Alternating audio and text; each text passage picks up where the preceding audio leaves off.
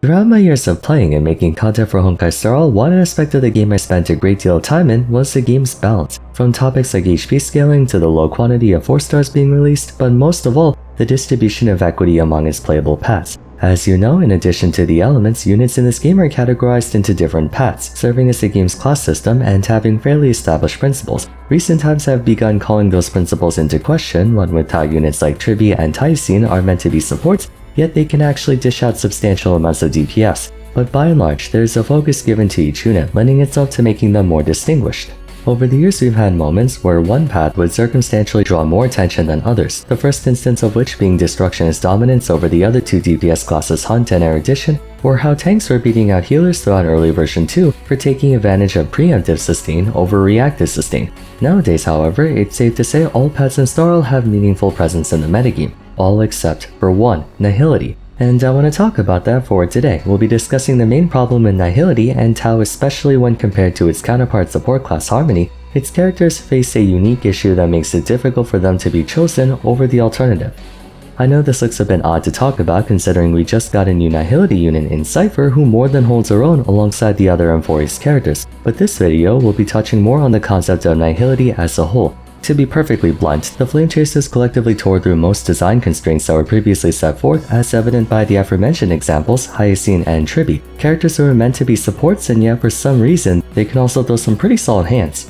Cypher's in kinda the same position where her status as a Nihility feels honorific in nature, as I would be inclined to call her more of a Harmony unit than a Nihility depending on the situation. In fact, I think Cypher's inclusion brought to light just how detrimental the path's issues were prior to her arrival, as she was given a ton of quality of life and consistency fixes that her predecessors were never given. When Star Rail first came out, the 7 playable paths were categorized into 3 sections: your damage dealers, Hunt, Erudition, and Destruction, your supports, Harmony and Nihility, and your sustains, Abundance and Preservation. Going further, each path was given a niche to fulfill in, and in the support tree, Harmony was designated to be the buffing class, while Nihility was meant to be the debuffing class. On paper, there's not much of a difference between the two if the numbers are balanced accordingly. Allies dealing more damage and enemies taking more damage ultimately arrive at the same end result of the enemy dying. And historically that was being followed. Pela and Silver Wolf had roughly the same presence as Bronya and Tingyun, but then as the roster expanded and the meta progressed, Nihility would always end up being a few steps behind Harmony, being seen as the inferior support path to go into barring a few exceptions. Nihility was also the chief purveyor of a combat engine that saw noteworthy prominence in early version 2 as one of the game's big 3, damage over time housing the majority of its best units. Yes, I'm aware how sad of a statement that is nowadays. But anyway, for the better part of Honkai Star Rail's tenure, debuffing and damage over time characterized the Nihility path, for better or worse. And while it's been getting a steady stream of new additions, most recent of which being Cypher, the path in its entirety plays second fiddle to the current strongest path in the game, its rival counterpart Harmony, who has been convincingly dominating the metagame up until, and even to some extent, after the advent of Remembrance. How did things go so wrong for Nihility though, if theoretically they should just be 2 different approaches to the same end result? Why does Harmony find so much more attention and success? Circumstance and history contribute equally to Nihility's current situation, so we'll address both, beginning with the former. When it comes to supporting, the best outcome is to simultaneously increase the strength of your party members and decrease the enemy's ability to withstand it. So in addition to boosting your attack, you want to lower the enemy's defense. Harmony and Nihility were designed with that purpose in mind. Units like Bronya and Tingyun specialized in juicing up your team, while Silverwolf and Pela were responsible for crippling the enemy team. But there's a small detail that would end up being the focal point of Harmony's supremacy over Nihility: consistency. Buffs to a target stay in effect so long as said target is alive to make use of them. Likewise, debuffs to a target stay in effect so long as said target is alive to be affected by them. But in an RPG, the player side is almost always outnumbered by the enemy side. That is to say, while you're confined to only a handful of units, those units are expected to take on a significantly higher quantity of enemies. Honkai Star Rail is no different.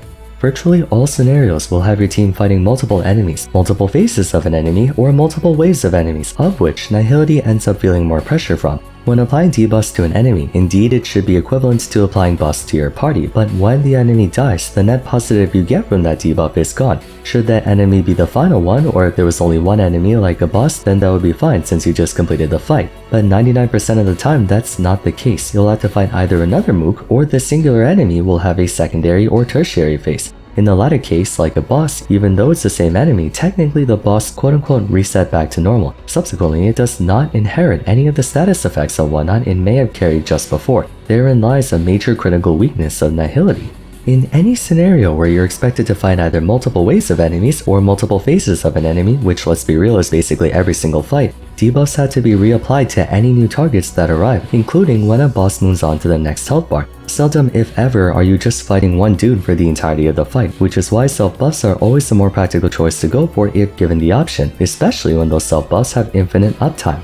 In MLC, PF, and APOC, buffs and steroids carry over between battles for your team, but debuffs don't get applied to whichever enemies come in to replace them or the boss's next phase, forcing you to expend more resources to reapply them. This can lead to inconsistency problems concerning uptime for Nihility that Harmony never has to deal with, since the expected value of a buff is more consistent. Not so the case with debuffs. It would be one thing if we were looking at a 30 vs 30 game and you'd have to burn resources to buff a second, third, fourth party, so on and so forth, but it's the same 4 dudes on your end against however many enemies you were expected to take down, possibly upwards of 100. Even if both sides were fighting on even numbers and strength, prioritizing your party is always the more pragmatic option to go for, considering the end goal is for your team to beat the enemy team, and the less people you have to lose, the better. Using competitive singles in Pokemon as an example, one of the best moves in the game is Swords Dance, which ups your Pokemon's attack stat by 2 stages. Players relish the opportunity to set up swords in order to sweep the enemy team, because sweeping is a common win condition in Pokemon both in PvP and even single player. Conversely, however, you almost never see the counterpart to Swords Dance being used, Screech, which lowers enemy defense by 2 stages. Even if it was given 100% accuracy, it would still never be used because once the affected Pokemon dies, or if the enemy player decides to just switch out, Screech loses all value, whereas the attack boost from Swords Dance remains in effect until your Pokemon dies or you decide to switch, which is entirely up to you, not someone else. Starl works the exact same way. Buffs on your side will last for the stated duration or when your party member dies, but since your teammates are never expected to die, that effectively guarantees the buff duration. Debuffs on the enemy side will last for the stated duration or when the enemy target dies. Usually the second outcome happens a lot more. Again, targets dying before you get the full duration of the debuff wouldn't matter if that was the only target you had to deal with. But one isn't ever just one target. Even against bosses, you have to take them down multiple times to truly beat them, meaning you have to constantly reapply those debuffs to every subsequent enemy that joins the fight to achieve the same effect as a buff staying on your team, naturally making Harmony units more consistent than Nihility and in addition a lot lower maintenance. That very reason is why the majority of Nihility units are worse in Pure Fiction, where combat endurance takes precedence and you're expected to clear multiple waves of enemies very quickly.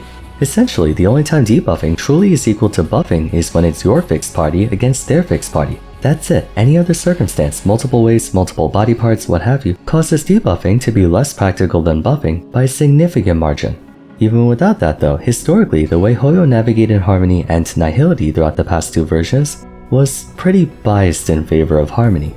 Back in version 2.1 when Acheron first came out, I made a video on how Nihility was potentially the strongest path in the game, but that was primarily because of the characters we had at the time, not necessarily the path itself. Kafka and Black Swan was one of the first powerful teams to be established, and it was extremely effective for its time, easily destroying most of the teams in either single target or AoE, but after Starro fleshed out the follow-up and break engines, they never gave dots the time of day again, unsurprisingly leading to the dot engine falling off in relevance throughout that time. Acheron single-handedly kept Nihility alive through sheer force, but the irony is that she's neither a debuffer nor a dot-focused character. She relies on debuffs to power up her ultimate, but she herself is a normal hyper carry who does normal damage. She could have been an erudition or destruction unit for all the difference it made. The only reason Acheron's Nihility is because of plot, let's be real. So Nihility got a ton of attention, but a big portion of that had nothing to do with the archetype's properties at all.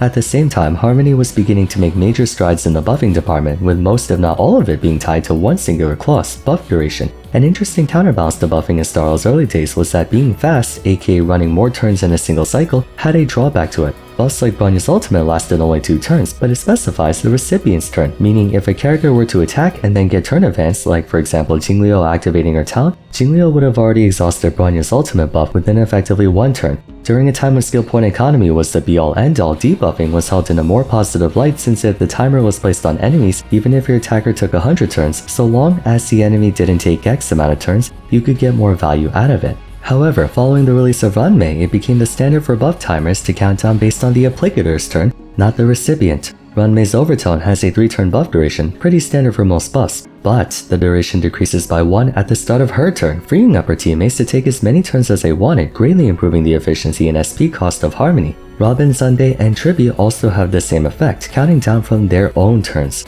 For all intents and purposes, it was more of a party aura than a buff, making Harmony units extremely consistent, SP efficient, and powerful to boot.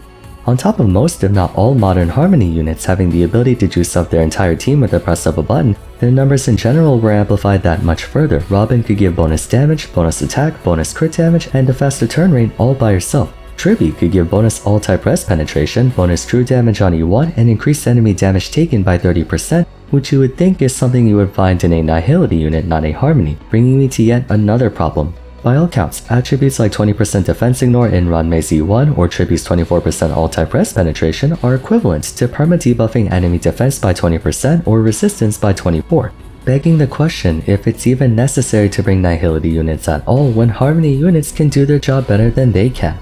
It has gotten to a point where Nihility units have had to force aura effects too because of how ubiquitous they've become. Jelcho and Cypher both have debuff auras on them. The former's ultimate creates an aura that makes enemies take bonus ultimate damage and apply stacks of Ashen Roast. Meanwhile, Cypher's A6 isn't really an aura actually, it's just a passive. Enemies take 40% bonus damage just by her being on the field. But going back to Jelcho for a moment, despite having an aura effect, when you compare how loaded the numbers are for Harmony units, Jelcho having to get 5 stacks on a target just to get 40% feels like way too much work for not enough gain. If instead of a 40% cap it was 60 and he only had to get 3 stacks instead of 5, then it would be more worth the trouble in my opinion. There's one more detriment affecting Nihility and debuffing as a whole: enemy resistance. Unlike buffs which have a guaranteed chance of working on your team, debuffs may not always work against the enemy team if the target's resistant or immune to it. You'll notice all debuffs in Starl have a % chance of being applied, from Vueg's 18% defense break to Silverwolf's weakness implant and so on. Effective rate can of course increase the probability, but the mere existence of a probability implies there's a chance it won't work, further exacerbating the consistency issues of Nihility that Harmony doesn't even remotely have to consider. To be fair, you rarely encounter a scenario where debuffs don't work because of probability, but there are always enemies who can shield themselves to prevent, for example, applying weakness types to them, or enemies who are immune to status effects or like how Bronya can cleanse Cocolia. Practicality-wise, you might as well focus on buffing yourself than having to deal with all these contingencies. At this point, the only reason to go Nihility units is if the party forces you to do so, like how Akron mandates at least one other Nihility party member. But given the current state of Honkai Star, Nihility just doesn't really have a definitive place in the metagame since Harmony is just way more consistent, has a higher power budget, and in some cases do a better job debuffing enemies than even Nihility units. Damage over time has been neglected for over a year now, which is the one aspect of Nihility you don't really see anywhere else, but as I explained in my top video, there are problems with that engine that also need to be addressed, not the least of which being some way for dot stacks to carry over to subsequent enemies to make the dot engine more efficient in pure fiction. The silver lining is that version 3.4 is bringing a huge buff to the Stellaron Hunters, of which Kafka and Silver Wolf are both involved. While they're intended to restore viability to those two individually, seeing as they're part of the Nihility path, they might bring in some more functionality to the elements to re-establish a proper balance between them. As well, on the day of writing this, Hycillans just got drip marketed, and she's a Nihility unit. I don't know what she does yet cause she just got dripped, and even if I did, I can't really publicly tell you what she does right now, but she might be the saving grace of Nihility that we need, so we'll just have to hope and pray.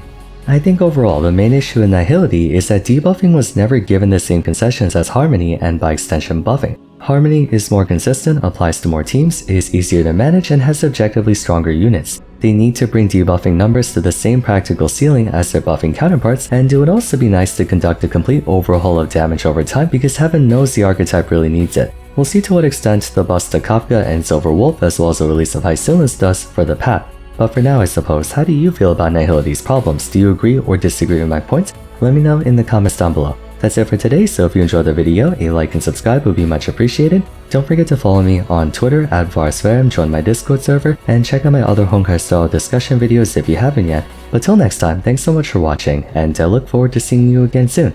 Take care.